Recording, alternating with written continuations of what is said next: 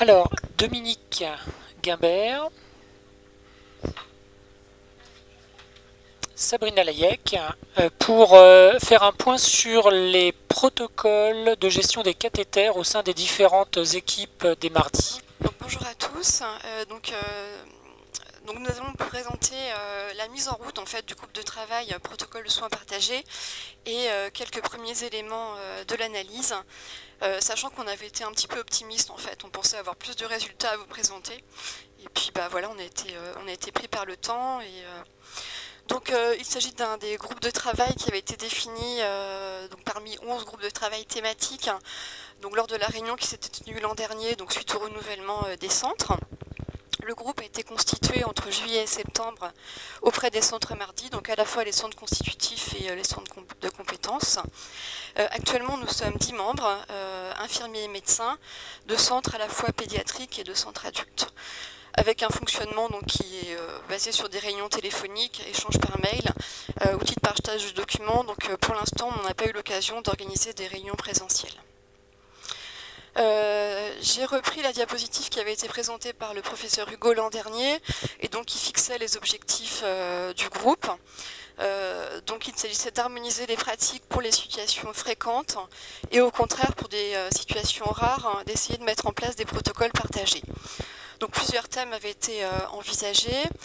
Donc la nutrition artificielle avec la nutrition entérale parentérale, les stomies digestives, les troubles de l'oralité alimentaire et des actions d'ordre plus médico-social avec les protocoles d'accueil intégrés, l'annonce au diagnostic, etc. Les actions attendues étaient de mettre en place quelques protocoles par an. Là, effectivement, pour la première année, on est limité et surtout d'en définir les modalités de partage et de validation. Donc à l'époque, il avait été souligné le rôle essentiel des paramédicaux dans le groupe. Actuellement, on a une bonne représentativité des infirmiers. Donc pour la mise en place, en fait, on a choisi de travailler sur une problématique, sur des problématiques communes au centre pédiatrique et adulte. Donc les protocoles de soins en rapport avec la nutrition parentale à domicile. Le branchement, le débranchement des perfusions, les pansements, tout ce qui est gestion au long cours des cathéters de nutrition et des complications en rapport avec les cathéters. Initialement, nous avions envisagé de travailler sur les infections en lien avec la voie veineuse centrale. Et donc finalement, après discussion au sein du COPIL, ce sera pris en charge par le groupe de travail sur les protocoles médicaux. Donc pour ces thématiques, donc après nombreuses discussions au sein du groupe, les objectifs que nous sommes fixés, donc ça va être de mettre en ligne sur les sites des mardis, donc bien évidemment après accord des services concernés, les protocoles. Donc finalement, plus on avance, plus on se rend compte qu'il est difficile de rédiger un protocole commun sur ces sujets. L'idée par contre, c'est donc que chacun puisse trouver les informations qui lui semblent nécessaires, et notamment pour les centres qui n'ont pas de protocole, donc qu'ils puissent s'en inspirer. Nous souhaitons donc également réaliser un travail de comparaison des protocoles entre eux et par rapport aux recommandations actuelles, et surtout donc que cela puisse aboutir sur des discussions donc, autour des pratiques. Donc quelques mots de méthodologie. En fait, le groupe donc, et les objectifs que je viens de vous citer ont été présentés dans un mail qui a été adressé à l'ensemble des centres en décembre 2017. Donc en fait, nous avons demandé aux centres s'ils avaient un protocole de branchement, débranchement des perfusions et des protocoles sur la gestion au long cours des cathéters et s'ils étaient d'accord pour nous les communiquer. Donc actuellement, nous avons eu les retours de 7 centres adultes, 7 centres pédiatriques. Voilà, avec peut-être une question sur une relance auprès des centres adultes. Et donc je vais passer la parole à Dominique donc pour quelques premiers éléments sur la pédiatrie. Alors c'est vrai qu'on a reçu quand même plus de 14 protocoles et l'analyse était vraiment importante. Alors on s'est juste focalisé, et notamment les infirmiers du groupe, sur deux thématiques, le branchement, le débranchement et le pansement en fait. Donc les premiers éléments d'analyse et je remercie Florence Libert d'avoir fait cette analyse sur le branchement de la nutrition parentérale et là c'est chez l'enfant et donc sur les cathéters de Broviac. Quand on analyse, on retrouve forcément de différences et on a plus de questions, vous voyez, quels sont les critères de choix, enfin, ce qu'il faut que ça amène, c'est de la discussion. Et en effet, proposer ces protocoles pour ceux qui n'en ont pas, ou pour les centres de compétences qui accueillent des enfants des centres de référence, avec les protocoles donnés par les centres de référence. Et parfois, il y a des centres de compétences qui ont des enfants de plusieurs centres. Donc, c'est important peut-être d'essayer d'harmoniser au mieux pour ce type de centre. Pour ce qui concerne le nombre de personnes pour le branchement, donc vous voyez, moitié-moitié effectue seul ou à 2 personnes. La question qui s'est posée aussi, on a reçu des protocoles hospitaliers et des protocoles pour le domicile. C'était compliqué de pouvoir faire l'analyse parfois parce que c'est pas la même chose parfois à l'hôpital et à la maison, et donc il faudra peut-être faire l'hôpital et le domicile différemment. Donc quels critères de choix, c'est un peu difficile pour 2 personnes versus une personne, enfin je pense que là il n'y a pas de réponse. Le matériel, blouse à usage unique pour les 3/4, blouse stérile un quart des centres, donc faut-il continuer d'avoir cette asepsie stricte, c'est bon à dire parce qu'il y a un coût quand même des blouses stériles. Les boîtiers ou les compresses pour protéger les connexions, est-ce qu'il faut vraiment une protection hermétique indispensable? Enfin, si je dis des bêtises, elle est où Florence? Elle est là.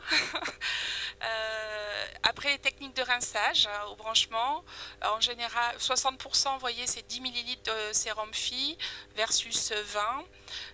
Est-ce qu'il y aurait moins d'occlusion avec un peu plus de volume? Voilà la question. Le reflux systématique, est-ce que si on fait refluer le cathéter, il y a plus d'occlusion, plus de complications? C'est une question qu'on peut avoir. Donc là, c'est pour le branchement. Ensuite, toujours en pédiatrie, poche percutée par l'opérateur un tiers des centres. Donc, qui percute en cas de branchement à 2, on n'a pas toujours trouvé les réponses dans les protocoles reçus.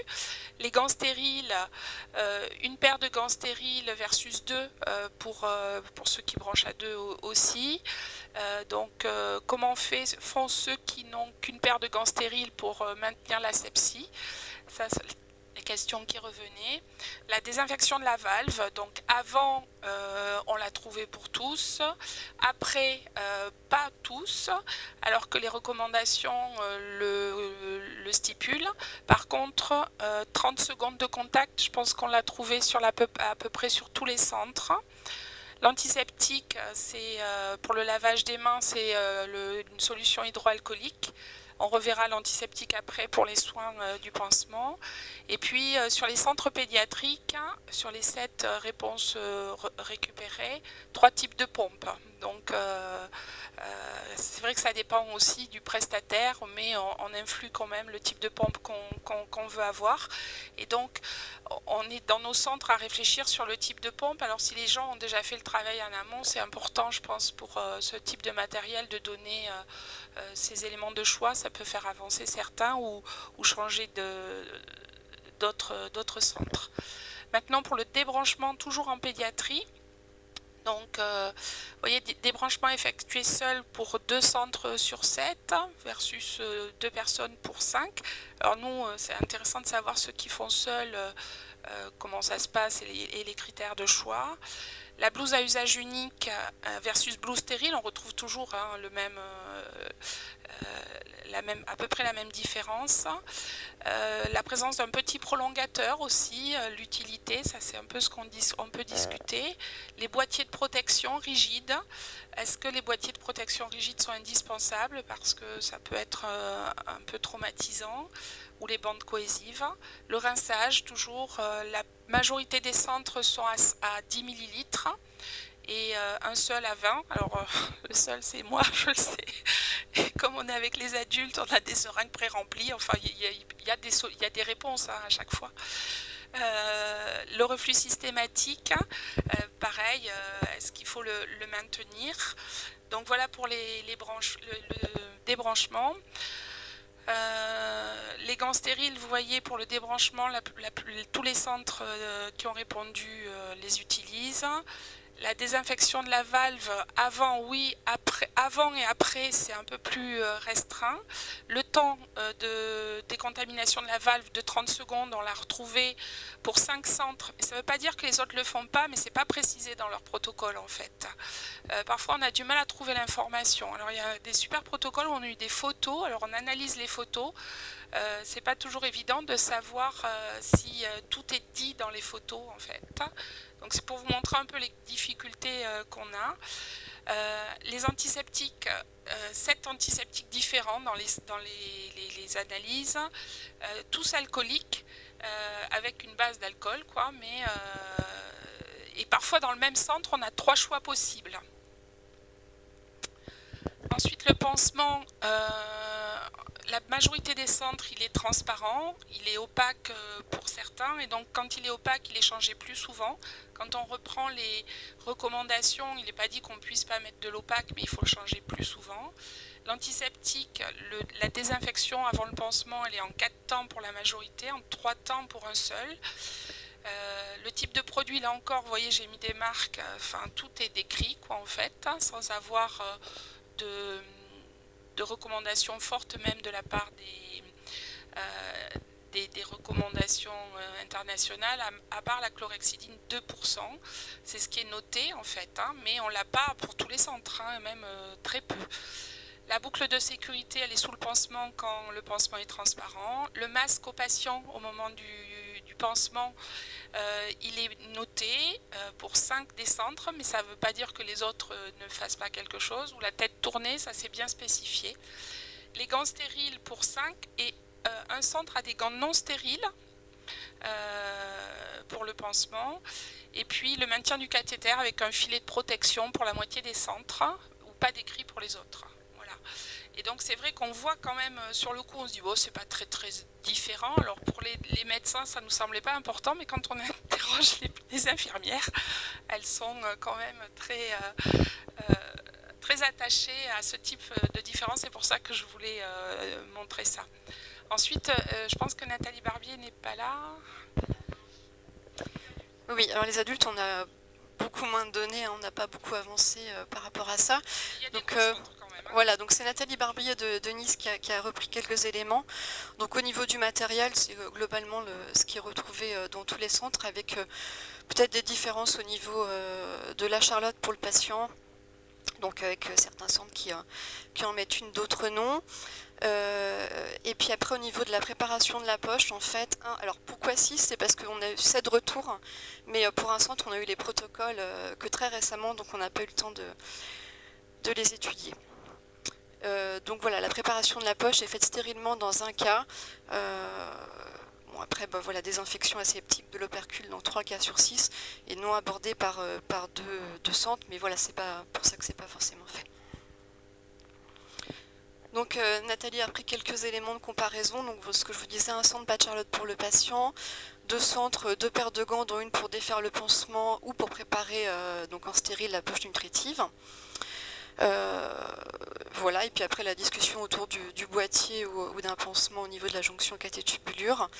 Peut-être la différence la plus importante, donc 5 centres sur 6 laissent la possibilité dans leur protocole d'utiliser des rampes au niveau du prolongateur, alors que dans un centre, en fait, ils utilisent quasi exclusivement des poches selon la formule.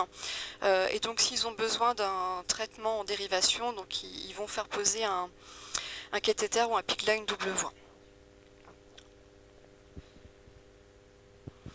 Donc les perspectives qu'on a, c'est de poursuivre bien évidemment l'analyse des protocoles, notamment chez les adultes, on a beaucoup de choses à voir au niveau du branchement et toute la partie des branchements qui n'a pas encore été vue. Et puis surtout concernant la question de la gestion des cathéters au long cours, on a eu peu de retours, mais probablement que la question qu'on avait posée dans le mail initial était sans doute trop évasive. On avait demandé donc au centre s'ils avaient un protocole de gestion. Entre parenthèses, on avait mis par exemple Doppler systématique, hémoculture systématique. Donc là, en fait, notre idée, c'est d'élaborer un questionnaire avec des questions qui sont beaucoup plus ciblées.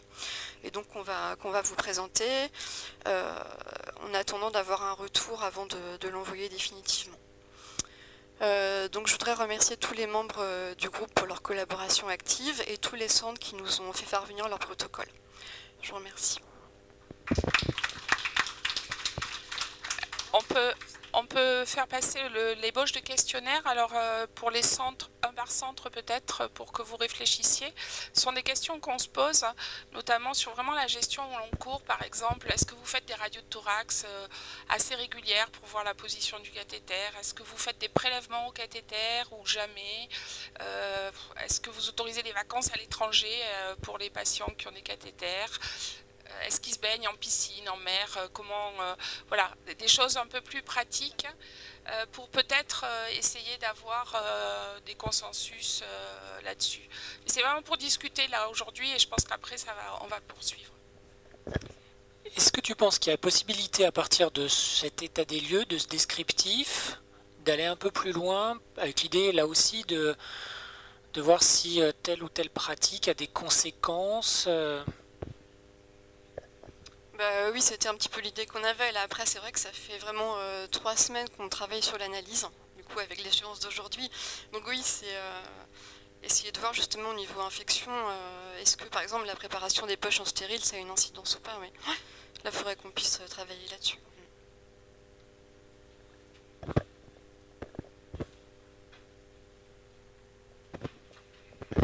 Moi, je voudrais vous remercier parce que vous êtes le groupe de travail qui a le plus travaillé. Donc félicitations. Et puis,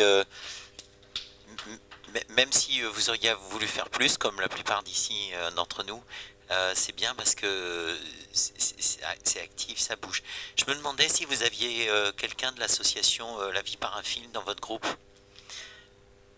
Ouais, ce serait bien qu'il y ait quelqu'un de l'association, parce qu'on touche quand même à la qualité de vie des gens aussi, hein, quand on parle des petits systèmes là pour, j'ai oublié le nom, mais les boîtiers, ou qu'on parle des bains, tout ça. Donc je pense que ce serait bien d'inclure quelqu'un de l'association, peut-être différent d'un sujet à l'autre. Hein. Merci, en tout cas, moi ce que je vois, c'est des différences surtout adultes-enfants. Hein. Ça me paraît plus évident quand même. Oui, et puis même chez les enfants. Après, c'est savoir comment on va les utiliser. Est-ce que vous êtes d'accord qu'on les mette sur le site des mardis et quand des patients, des centres ont un patient de ce centre de référence, ils ont accès tout de suite au protocole. Normalement, on le donne quand le patient part. Il y avait quand même quelque chose qui nous intéressait, c'était la gestion des infections sur cathéter. Sauf que la SFNCM, maintenant, enfin ancienne SFNEP, est en train de revoir ça chez l'adulte, mais c'est que chez l'adulte finalement. Donc nous, on attend peut-être celle de l'adulte pour réfléchir à celle qu'on peut faire en pédiatrie aussi. Une réponse à une de vos questions. Personnellement, nous encourageons les déplacements. D'accord. La destination la plus lointaine fut la Thaïlande, mais on a fait l'Irak, la Réunion, la Guadeloupe, le Maroc, l'Algérie. Tout est possible et probablement nécessaire, si ce n'est indispensable pour ces familles. La deuxième chose, vous ne parlez pas du tout d'une question majeure, qui est celle de très longue durée de vie de cathéter, qui pose des problèmes le jour où il faut le retirer parce que le programme est terminé, ou parce qu'il y a un problème sur le cathéter. Il y a un certain nombre de règles ou de précautions à prendre pour ne pas être, je dirais, pris de court par un cathéter qui serait très difficile à retirer et dont il resterait une partie. Donc il y a une information à faire aux parents en n'écartant pas le risque que la totalité du cathéter soit retirée.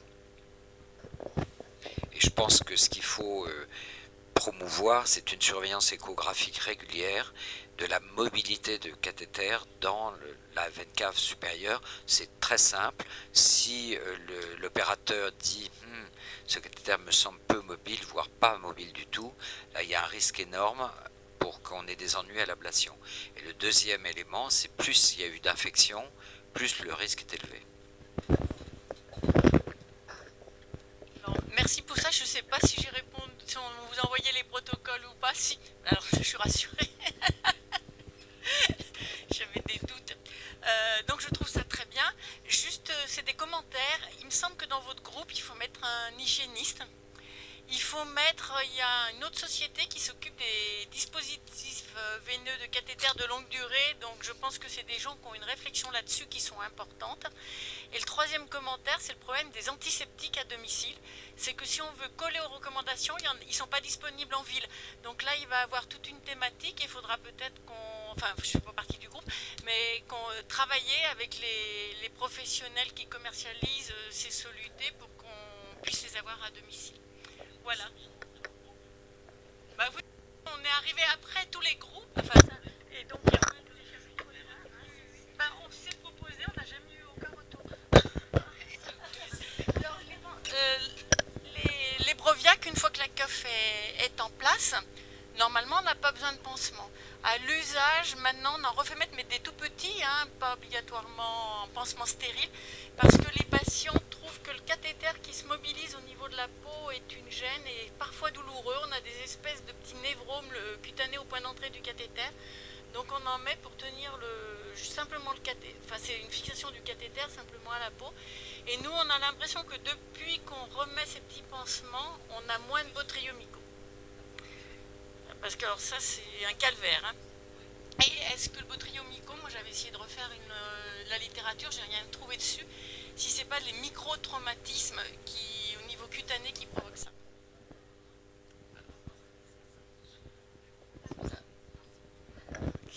Bonjour, Manon Piquet de l'association des POAC. Donc je me permets d'intervenir pour donner mon avis en tant que patiente. J'ai eu pendant 11 ans un cathéter, un Broviac. Maintenant je suis sur chambre implantable. Il y a quelques petits points sur lesquels je voulais échanger avec vous. Le point que vous avez évoqué de la blouse. Il me semble qu'une blouse, c'est quand même une protection, surtout en environnement médical, où l'infirmière va passer de chambre en chambre et donc on connaît bien la problématique des maladies nosocomiales. Donc je pense que c'est au moins à usage unique, je pense que c'est quelque chose à préserver, peut-être même au sein du domicile. Pour la question des petits boîtiers que vous mettez en fait au niveau des cathéters, personnellement je ne les utilise pas, j'utilise des pansements, voire des bandes coadhésives. Elles sont beaucoup plus confortables pour le patient que les boîtiers, parce que les boîtiers sont épais et ils sont assez dérangeants au niveau de la peau. Voilà. Et pour les pansements chez les adultes, je reste assez choquée qu'il n'y en ait pas. Enfin, nous, en tant qu'association de patients où on visualise la pédiatrie et l'adulte, on remarque certains changements. On dirait que du jour au lendemain, il n'y a plus les risques de septicémie, etc. Alors que, je veux dire, l'organisme reste quand même le même, que l'on change ou pas d'hôpital. Donc voilà, c'est bien et c'est un beau travail que vous faites pour l'uniformisation justement de ces protocoles. Merci à vous. Très bien, merci. Donc le dernier topo sur la transition pour l'expérience.